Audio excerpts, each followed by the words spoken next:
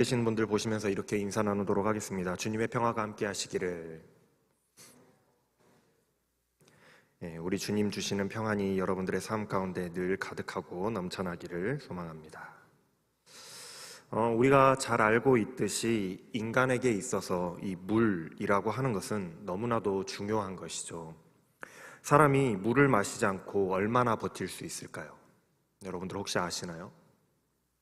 일반적으로 3일 정도라고 합니다.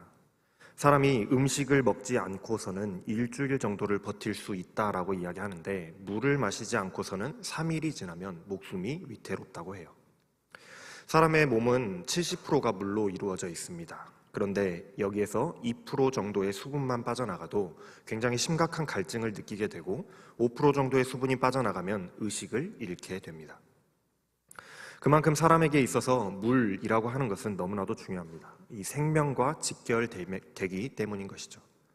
그래서 우리가 유니세이프 같은 그런 단체의 어떤 그 광고를 보게 되면, 아프리카의 어떤 지역에서는 마실 물을 구하기 위해서 수킬로미터를 물동이를 지고 이동해야 한다 하는 그런 이야기나, 심지어는 그 물마저도 깨끗한 물이 아니어서 흙탕물을 떠서 마셔야 되는 현실, 또 그 물들에는 세균에 오염되어서 질병에 시달리고 있다, 그래서 도움의 손길을 구하는 영상들을 우리가 종종 보게 되곤 합니다. 그렇게라도 물을 마시려고 하는 이유는 인간의 이 생존을 위한 투쟁인 것이죠. 그런데 만약 우리에게 그것마저도 마실 물이 없다라고 한다면 어떻게 될까요? 우리는 어딜 가나 수도꼭지를 틀면 깨끗한 물이 철철 나와서 물에 대한 걱정이 없습니다. 심지어 수돗물은 조금 꺼림칙하다고 생각하면서 그것마저도 우리는 생수를 사서 마시죠. 그런데 어느 날 우리가 갑작스럽게 물을 마실 수 없게 된다면 우리는 어떻게 될까요? 아마도 단 하루, 이틀도 견디지 못하고 나라에 난리가 날 것입니다. 물을 구하기 위해서 서로 다투는 일들이 발생하게 될 거예요. 히브리어로 무리바라고 하는 말의 뜻은 다투다라는 의미를 가지고 있는 단어입니다. 물은 샘을 의미해요. 그러니까 무리바 물이라고 하는 것은 다툼의 샘이다라는 의미가 되겠죠. 사실 이 이름은 고유한 지명이라고 하기보다는 그곳에서 있었던 어떠한 사건을 기념하거나 기억하기 위해서 새롭게 그 지역에 명명된 이름이에요. 고대 히브리인들은 이런 식으로 장소의 이름을 새롭게 명명하는 경우가 많이 있었거든요. 그러니까 우리가 이 이름에서 알 수 있듯이 이 샘에서 싸움과 다툼이 있었다라는 사실을 우리가 짐작해 볼 수가 있습니다. 자, 그렇다면은 어떠한 사건이 있는지 우리가 말씀을 통해서 한번 살펴볼게요. 성경에서는 무리바 물이라고 하는 사건이 2번 등장합니다. 그것도 같은 사건이 아닐까 싶을 정도로, 착각할 정도로 매우 유사한 장면으로 2번이나 등장을 해요. 첫 번째로 등장했던 것은 이스라엘이 출애굽하는 과정에서 등장합니다. 출애굽기 17장 말씀에 보면은 이스라엘이 신광야를 떠나서 르비딤이라는 곳에 장막을 쳤다라고 말씀하고 있어요. 지리상으로 이집트의 옆에, 그리고 홍해 바다의 꼭대기에 위치한 이 시나이 반도라는 곳에 이 르비딤이 있습니다. 그리고 이곳을 시나이 반도라고 부르는 이유는 신의 산, 호렙산이 그 반도에 있기 때문이에요. 이스라엘 백성들이 하나님의 산 호렙산에 이르기 전에 마지막으로 진쳤던 곳이 이 르비딤이라고 하는 장소인데, 르비딤이란 휴식처라는 뜻을 가지고 있는 장소였습니다. 몇 달 전 제가 설교하면서 이스라엘이 출진할 때에 모세가 자신의 처남에게 이스라엘과 함께 동행해 줄 것을 요청했다라는 말씀을 드린 적이 있어요. 왜 그랬는지 여러분들 기억하시나요? 아마 다 잊어버리셨겠죠. 모세의 처남은 미디안 사람으로서 사막을 여행하는 상인의 민족이었어요. 그래서 사막을 여행하면서 어디에 어떠한 위험이 있고 어디가 안전하며 어느 곳에 가야 물이 있는지를 잘 알고 있는 사람들이었기 때문에 요청을 했다라고 말씀을 드렸습니다. 그런 유능한 가이드의 안내를 따라서 이스라엘이 이 르비딤이라는 곳까지 와서 장막을 친 거예요. 왜냐하면 거기에 물이 있고 쉴만한 곳이라는 내용을 알고 있기 때문이었던 거죠. 마치 우리가 먼 길을 가다가 휴게소에서 쉬는 것과 같아요. 휴게소에 가면 물도 있고 화장실도 있고 먹을 것도 있으니 잠시 쉬어가는 거죠. 학자들에 따르면은 이 르비딤에는 오아시스가 있었던 것으로 추정하고 있습니다. 그래서 그곳에서 여행자들이 여행을 하다가 그곳에서 쉬었기 때문에, 휴식을 취하였기 때문에 그곳은 여행자들에게 굉장히 유명한 곳이었고 벌써 이름부터가 휴식처라고 되어 있는 이 르비딤이라고 불리는 곳이었다라는 거예요. 그런데 막상 그곳에 도착을 했는데 물이 없습니다. 물이 있을 것이라고 기대했고 며칠간 물을 못 마셨어도 참고 거기 가면 있을 거니까 라고 참고 달려왔는데 물이 없어요. 이때 백성들이 아우성치기 시작합니다. 우리에게 물을 주어 마시게 하라. 백성들이 모세와 다투었다라고 말씀하고 있어요. 물로 인한 다툼, 폭동이 일어난 것이죠. 갈증의 고통에 시달리는 이 백성들은 모세를 원망하면서 이르기를 우리를 애굽 땅에서 인도하여 내어서 우리와 우리의 자녀들과 우리의 가축들이 다 목말라 죽게 하느냐라고 원망하기 시작합니다. 모세가 하나님께 기도하자 하나님께서는 모세에게 명령하시기를 너는 지팡이를 손에 잡고 호렙산으로 나아가라. 그곳에 있는 반석을 쳐라. 그러면 그곳에서 물이 나오리니 그것으로 백성들을 마시게 하라 하고 명령하세요. 모세는 하나님의 명령을 그대로 행했고 백성들은 물을 마시고 갈증을 해소할 수 있게 되었습니다. 이때의 모세는 그곳의 이름을 마사 또는 무리바라고 불렀다라고 말씀이 기록하고 있어요. 왜냐하면 이스라엘 자손이 다투었기 때문이고 그들이 여호와를 시험하여 이르기를 여호와께서 우리 중에 계신가 아니 계신가를 시험하였기 때문이었다라고 그 이름을 정한 이유에 대해서 설명하고 있습니다. 무리바라고 하는 것은 앞에서 설명드렸듯이 다투다라는 의미입니다. 이스라엘 백성들이 모세와 그곳에서 다투었기 때문에 모세에게 대항했기 때문에 그곳의 이름을 무리바라고 부르게 되었죠. 또한 마사라는 말의 의미는 이 시험하다라는 의미인데 이스라엘 백성들이 하나님이 우리 중에 계신지 아니 계신지에 대해서 시험하였기 때문에 이러한 이름 또한 또 다른 이름으로 불리기도 했더라는 거예요. 이처럼 물을 내놓으라고 아우성치는 백성들을 향해 모세는 이렇게 이야기했습니다. 너희가 어찌하여 나와 다투느냐? 너희가 어찌하여 여호와를 시험하느냐? 이 사건의 핵심은 두 가지였습니다. 이스라엘 백성들이 모세에게 대들었다는 것, 대항했다는 것과 백성들이 하나님을 시험, 즉 하나님을 의심했더라는 거예요. 자신들이 목말라 죽게 된 그 위급한 상황 속에서 지도자를 향해 물을 달라라고 아우성치는 것은 당연한 일일 것입니다. 어떻게 생각하면 너무나도 당연한 일이에요. 그냥 인간이 가지고 있는 생존 본능이죠. 그리고 자신들을 인도하시는 하나님이 과연 우리 가운데 함께 계시는가에 대한 의문을 갖기 시작한 것 또한 어떻게 보면 당연한 것이라고 할 수 있을 수 있어요. 우리도 그렇지 않습니까? 어떠한 어려움이 우리의 삶 가운데 닥쳐왔을 때에 당장 내일까지 어떤 기한을 두고 그 일이 해결되어야 하는데도 불구하고 하나님께서 나를 건져주시지 않고 나에게 아무런 도움도 주시지 않고 그저 방관하고 계시다라고 느껴질 때에는 과연 하나님은 계시는가? 과연 하나님은 나와 함께 하시는가? 라고 의심하면서 우리가 초조해하는 것과 같다라는 거예요. 그러나 그러한 위급한 상황 속에서 하나님께서 결국에는 이 바위에서 물을 내셨고 이스라엘 백성들의 필요를 채워주셨고 문제를 해결해 주심으로 내가 자신이 바로 하나님이시다라는 것을 보이셨고 하나님의 영광을 나타내셨어요. 생명의 위급한 그 상황 속에서도 하나님께서는 우리의 필요를 다 아시고 우리와 함께 계시면서 가장 적당한 때에 그 필요를 채워주시는 능력의 하나님. 출애굽기에 등장하는 무리바 또 마사 셈의 이야기는 이렇게 하나님의 영광을 나타내면서 끝이 납니다. 무리바 물 사건의 핵심은 바로 여기에 있어요. 하나님의 영광이 나타났다라는 겁니다. 이 점이 비슷한 두 사건의 키포인트가 되는 겁니다. 하나님의 영광이 나타났는가? 그로부터 약 40년의 시간이 지나서 이스라엘 백성들이 정탐하기 위하여서 섰었던 그 가나안 국경선에 있는 가데스에 다시금 돌아와서 그 자리에 섰어요. 그동안 많은 일이 있었죠. 가나안 땅 정탐 후에 가나안 땅에 입성에 실패했고 모세와 아론의 지위에 도전했던 그 지난주의 말씀의 사건도 있었어요. 40년의 시간 동안에 이스라엘 백성들이 광야를 유리방황했습니다. 그렇게 40년의 기간 동안에 출애굽에 했던 1세대의 모든 사람들이 죽음을 맞이했어요. 하나님께서 가나안 땅 그 정탐에 대한 벌로 20세 이상의 장년들이 모두 죽어야 될 것이다 라고 하셨는데 모두 죽었단 말이에요.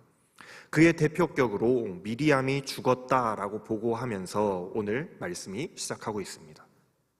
이제 충분히 이스라엘 백성들이 벌을 받았고 다시 가나안 땅으로 들어갈 조건이 충족이 됐어요. 그렇게 다시 한번 가나안 땅을 바라보는 그 가데스에 다시 한번 서서 가나안 땅에 들어가려고 준비할 그때에 다시 한번 이 무리바 물 사건이 또 한번 등장하게 되는 겁니다. 이번에도 역시 이스라엘 백성들이 마실 물이 없어서 모세와 아론에게 대들어요. 생존 본능이 다시 한번 발동한 거죠. 3절부터 5절 말씀입니다. 백성들이 모세와 다투어 말하되 우리 형제들이 하나님 앞에서 죽을 때에 우리도 죽었다면 좋았을 것을 너희가 어찌하여 우리를 광야로 인도하여서 우리와 짐승이 다 목말라 죽게 하느냐? 너희가 어찌하여 우리를 애굽에서 나오게 하여서 이 나쁜 곳으로 인도하였느냐? 이곳에는 씨 뿌릴 만한 밭도 없고 무화과도 포도도 석류도 없고 마실 물조차도 없다. 40여 년이 지났고 세대가 바뀌었는데도 똑같은 역사가 반복되고 있습니다. 이걸 보면은 사람은 변하지 않는 것 같아요. 물론 백성들이 고라의 반역과 같이 탐욕에 의해서 도전하고 있는 것은 아니었습니다. 그냥 목말라 죽겠다는 아우성이었어요.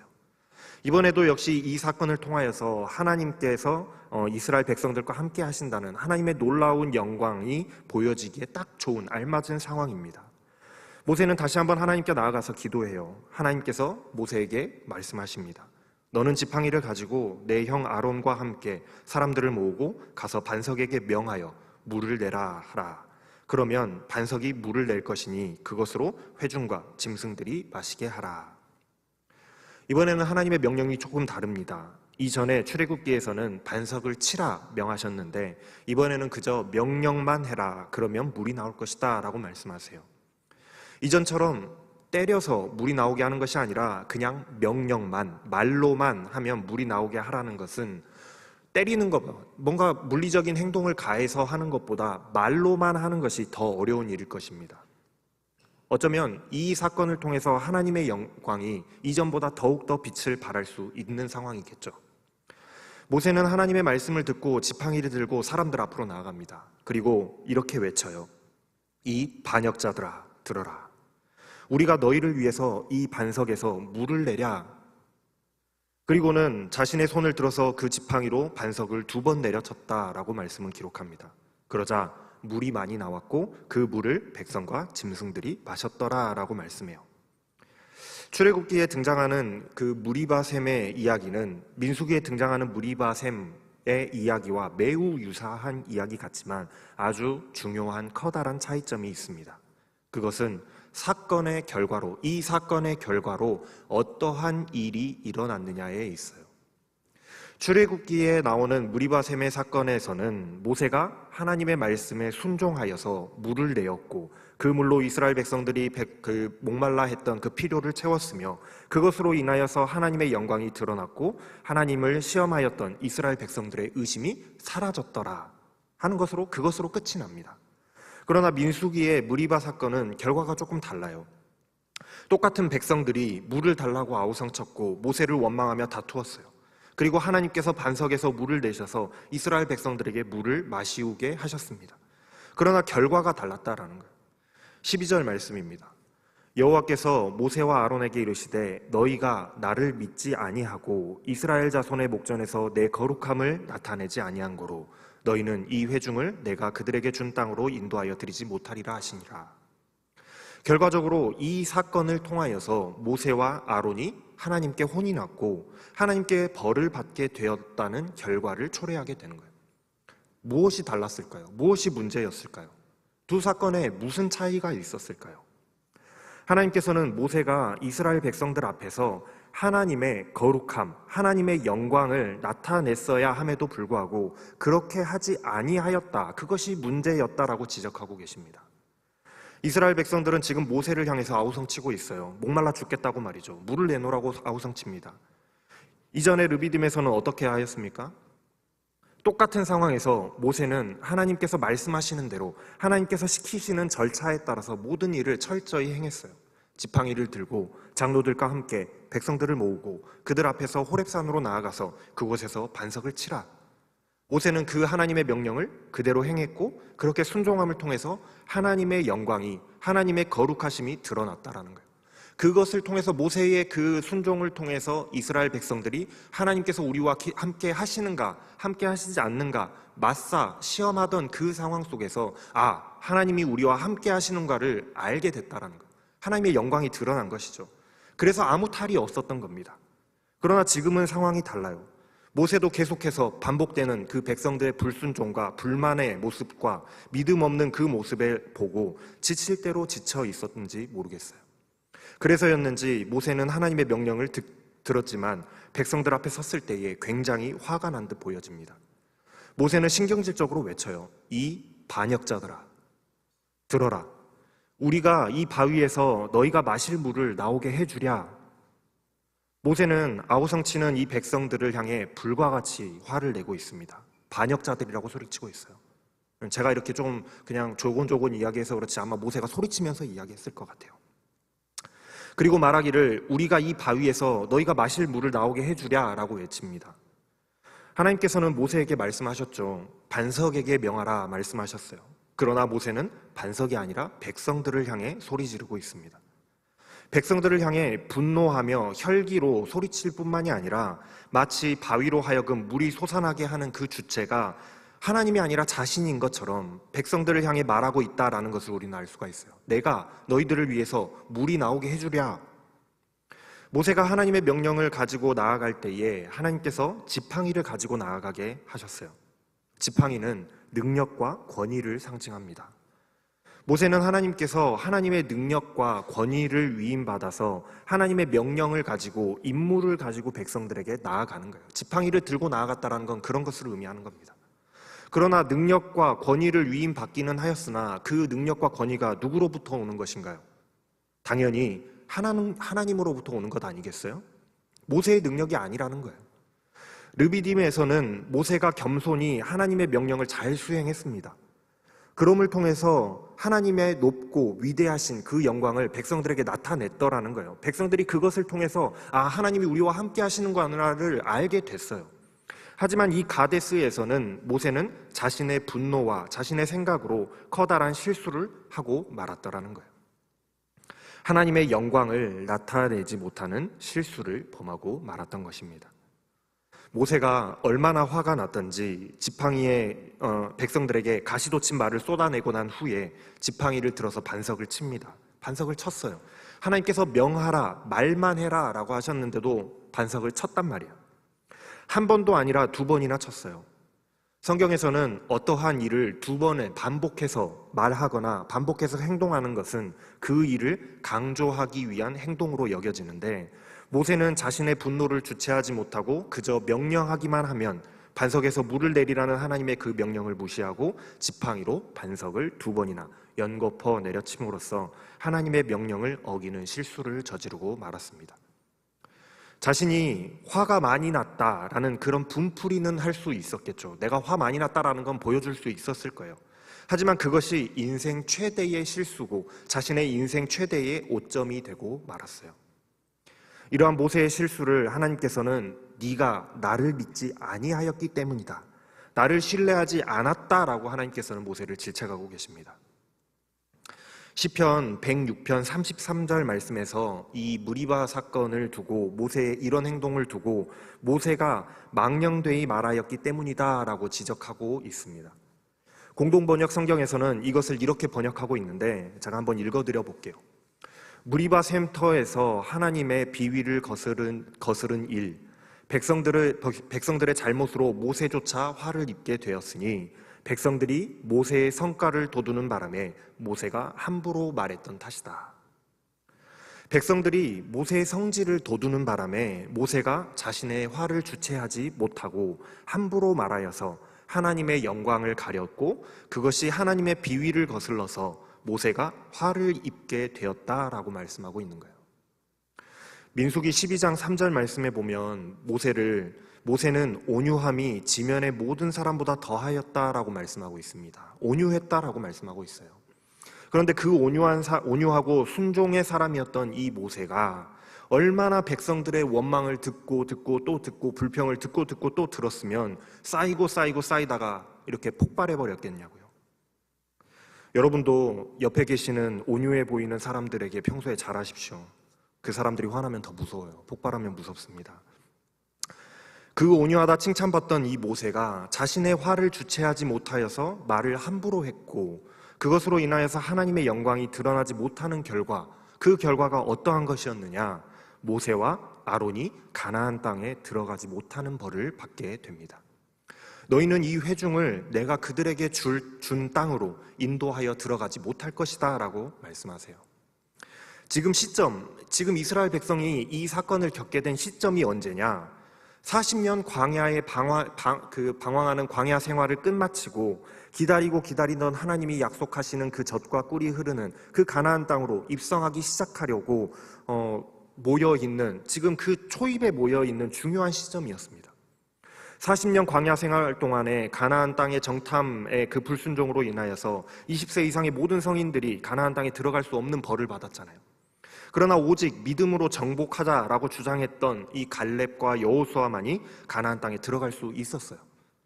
뿐만 아니라 아마도 모세와 아론 또한 사실은 갈렙과 또 여호수아와 같은 관점을 가지고 있는 사람들이었기 때문에 이들 또한 가나안 땅에 들어갈 수 있었을 거란 말이에요.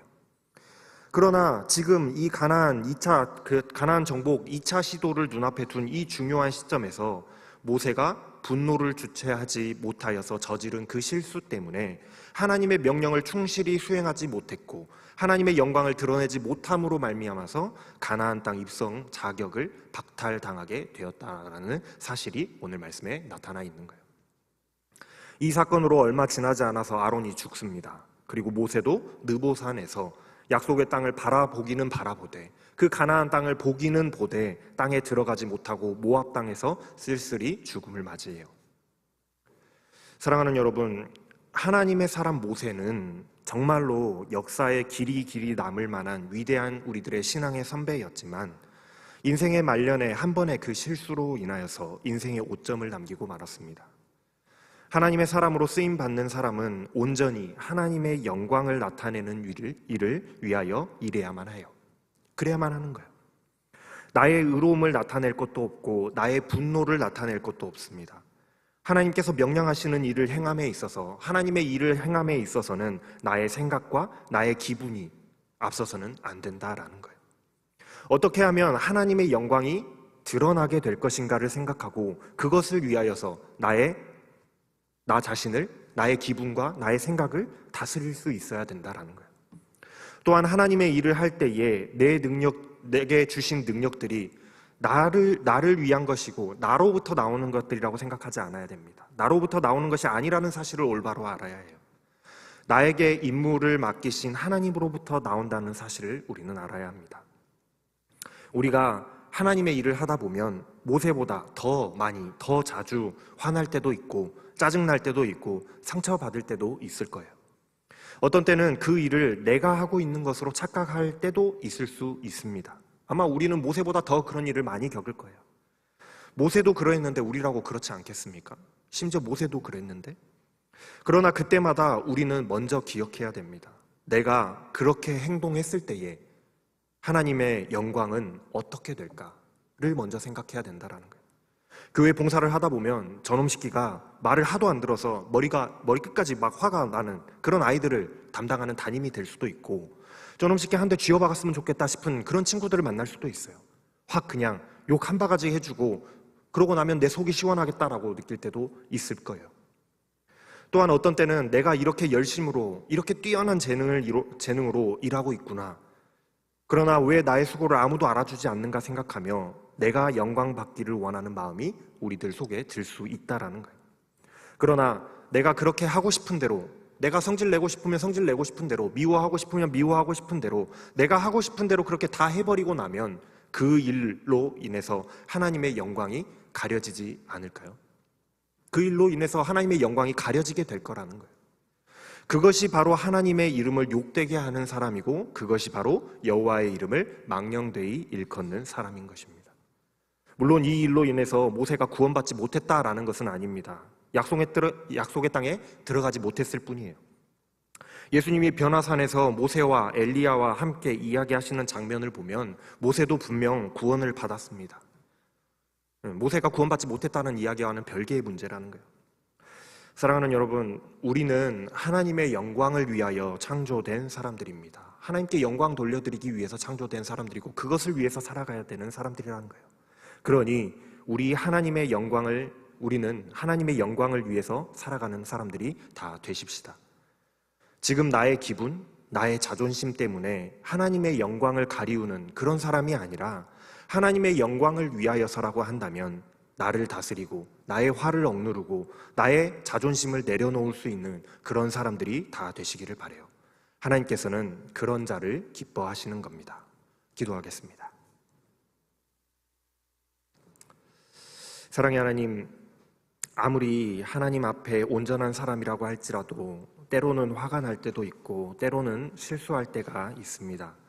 그러나 하나님을 위하여 살아가는 우리가 하나님의 이름을 욕되게 하고 하나님의 영광을 가리는 사람들이 되지 않게 하여 주시옵소서. 우리의 기분을 다스리고 우리의 생각을 다스려서 언제나 어느 때나 먼저 하나님의 영광을 생각하고 하나님의 영광을 위하여 행동하는 사람들이 다 되게 하여 주시옵소서. 그리하여서 하나님의 영광만을 드높이는 자들 다 되게 하여 주시옵소서. 감사를 드리며 우리 주 예수 그리스도의 이름으로 기도합니다. 아멘. 일어나셔서 봉헌 찬양 드리겠습니다.